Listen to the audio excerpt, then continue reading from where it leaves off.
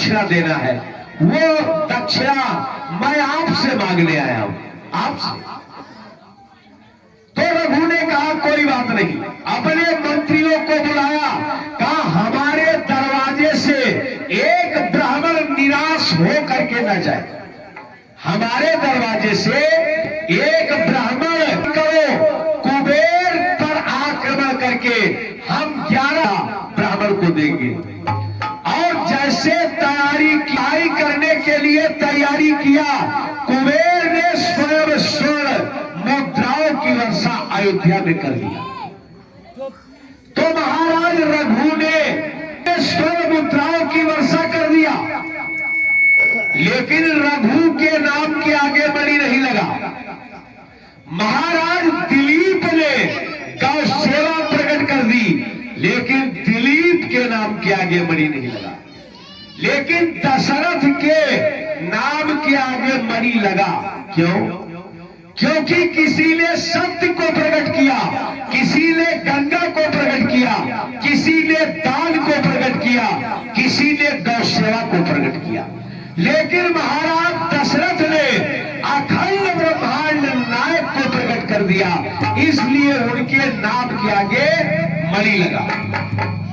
गोस्वामी जी ने लिखा कि अवधपुरी कौशल मणि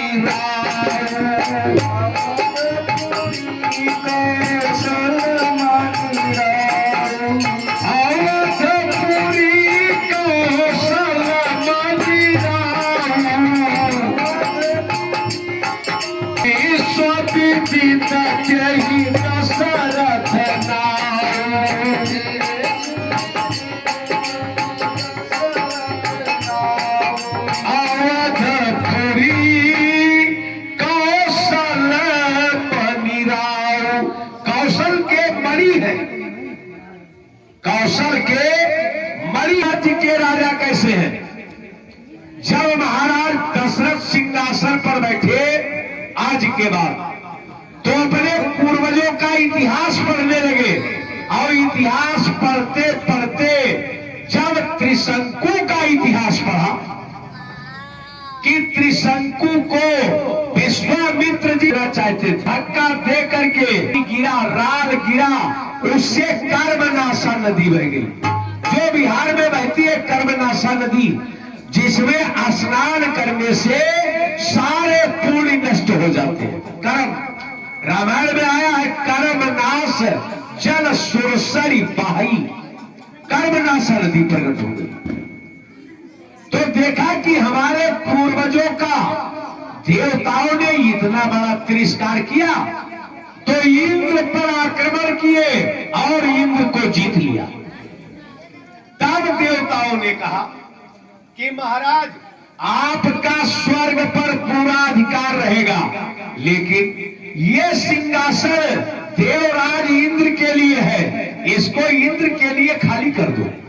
समय समय पर आओ, सिंहासन पर बैठो, लेकिन अधिकार महाराज इंद्र का रहने दो। देवताओं के कहने पर महाराज दशरथ ने स्वर्ग को छोड़ दिया, लेकिन जब जाते हैं स्वर्ग को, तो आगे होई सुरपति त्यहिले और आरध सिंहासन आसन देई। आधे सिंहासन पर महाराज दशरथ बैठते हैं और आधे पर इंद्र बैठता है। एक बात विचार करो कि प्रधानमंत्री की कुर्सी पर मोदी जी बैठ सकते हैं, लेकिन मोदी जी का बाप, बोलो श्री वृंदावन बिहारी लाल की जय। तो महाराज दशरथ का स्वर्ग पर अधिकार था।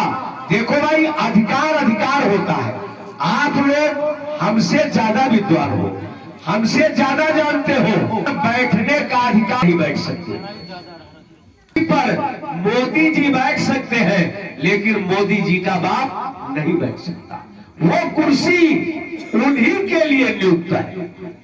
और दशरथ जी जब स्वर्ग में जाते हैं कि आगे होई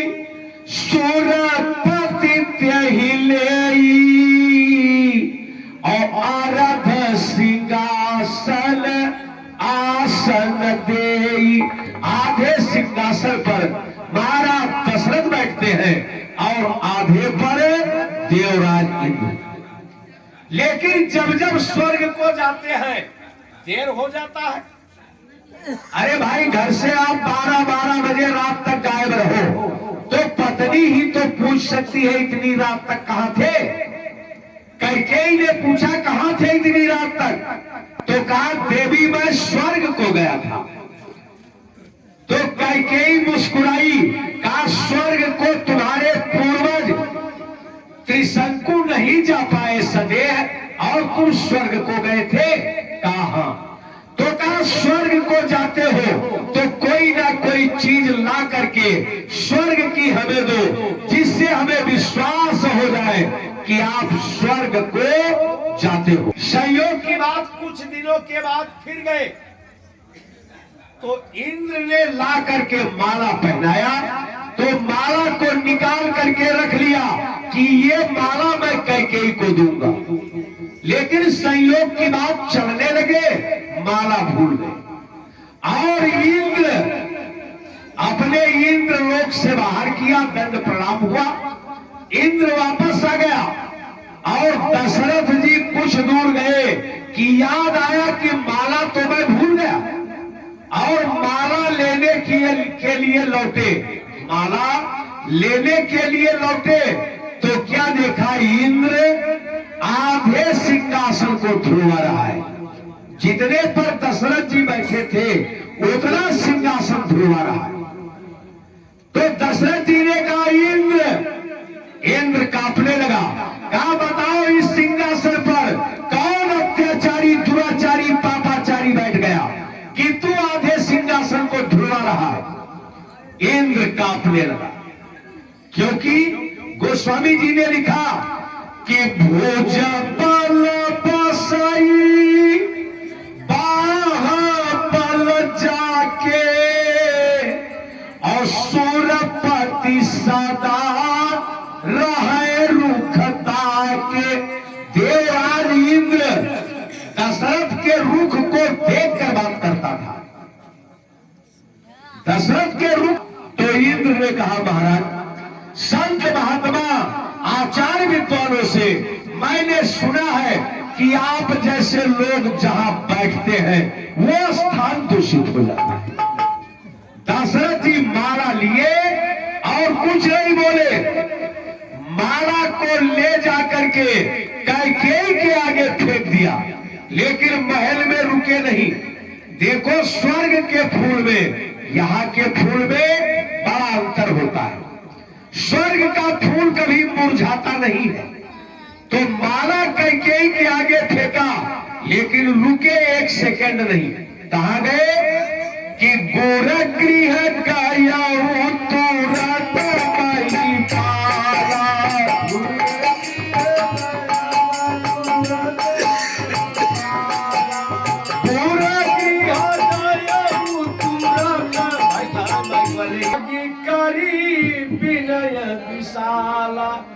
गृह गया तुरंत नहीं पाला।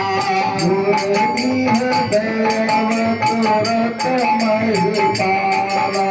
पूरा गृह गया तुरंत नहीं पाला।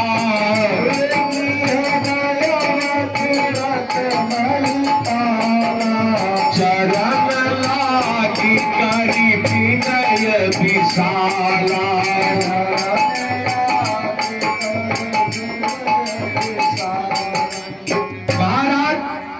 दशरथ ने अपने मन की बात गुरुदेव को बताई और गुरुदेव ने कहा राजन धैर्य रखो, 4 पुत्र प्राप्त होंगे।